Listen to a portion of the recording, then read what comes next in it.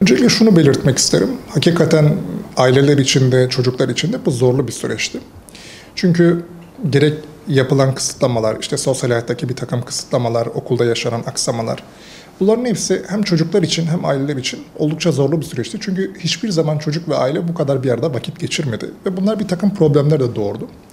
Sadece kapanma değil, bununla birlikte çocuklarda sağlık kaygıları ve birilerini, ebeveynlerini kaybetme korkuları da vardı. Aynı zamanda kendi canlarından olmak endişeleri de kimi çocuklarda olabiliyordu. Tabii bunların hepsi bir araya gelince bu süreç katlanarak çok daha zorlu bir hale geldi. Ama yakın dönemde vakaların düşmesiyle birlikte artık pandemi öncesi döneme tekrardan dönüş başladı, kısıtlamalar azaltılmaya başlandı.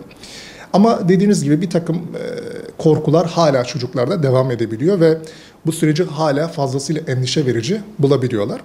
Bu noktada ebeveynlerin ne yapması gerektiğiyle alakalı birkaç nüansa değinmek istiyorum. Öncelikli olarak şunu vurgulamak isterim. Şimdi biz çocukla iletişim kurduğumuzda mesajımızın karşıya ulaşabilmesi için öncelikle sağlıklı bir iletişim kurmamız gerekir ve sağlıklı bir iletişimin gerçekleşebilmesi için de bir takım unsurlara dikkat etmek gerekir. Bu unsurları şöyle sıralayabiliriz. Öncelikle çocuğu dinlemek ve ona alan tanımak. Yani duygularını ve düşüncelerini ifade edebileceği, kendisini anlatabileceği bir alan vermek ve ona bir fırsat tanımak. Akabinde çocuğa vereceğimiz mesajın çocuğun gelişimsel dönemine ve içinde bulunduğu duruma uygun bir mesaj olması gerekir. Aksi halde çocuğun gelişim dönemine ve içinde bulunduğu duruma uygun bir mesaj vermezsek çocuk bu durumu anlamayabilir ve ifade etmek istediğimiz meramımızı karşıya aktarmayabiliriz. Çünkü sözün kendisi kadar sözün nasıl aktarıldığı da önemlidir. O yüzden üslup ve çocuğun içinde bulunduğu durum ve döneme uygun bir ifade tarzı mesajın karşıya aktarılmasını daha da kolaylaştıracaktır. Bir diğer nokta yargılamadan, eleştirmeden çocuğun kendini ifade etmesine izin vermek. Olabilir ki çocuğun söylediği sözler, korkular bizim için mantıklı olmayabilir. Ancak kendi dünyasında bunun bir karşılığı vardır. O yüzden çocuğa alan tanımak ve aktarımlarını kesmeden, yargılamadan ve eleştirmeden dinlemek gerekir. Tabii her ne kadar kısıtlamalar azalıyor olsa da çocuklar için hala tehlike devam ediyor. Burada yapılması gereken şeylerden bir tanesi tedbiri almak ve tedbirden sonra günlük rutinlere devam etmek. Bu neden önemlidir? Günlük rutine devam edebilmek, belirsizlikle birlikte oluşan, yani belirsizliğin verdiği o kaygıyla baş edebilmek için çocuğa normallik mesajı verir.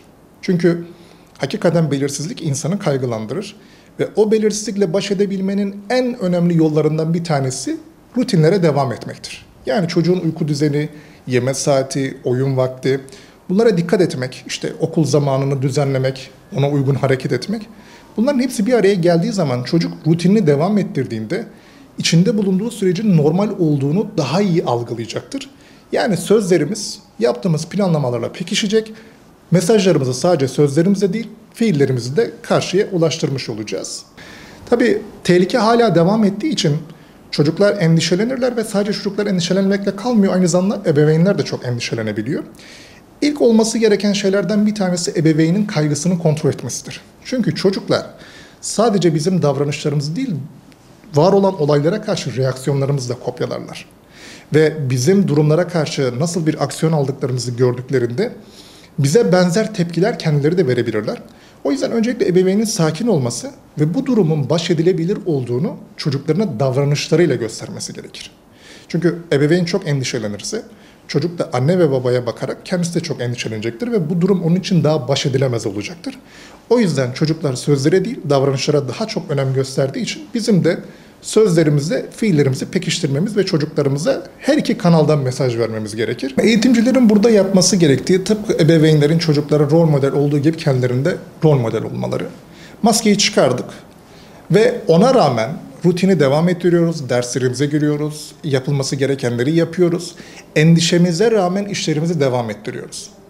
Bu mesajı çocuklara vermemiz lazım. Zaten endişeye rağmen bir şeyleri yapmak bir süre sonra o endişenin azalmasına katkı sağlayacaktır. Çünkü çocuk endişesinin çok da yerli yerinde olmadığını, aslında korktuğu kadar büyük bir durumun olmadığını kendisi tecrübe edecek ve deneyecek ve görmüş olacak. Burada ebeveynlerin yaptığı gibi aynı şekilde eğitimcilerin de rol model olmaları gerekiyor.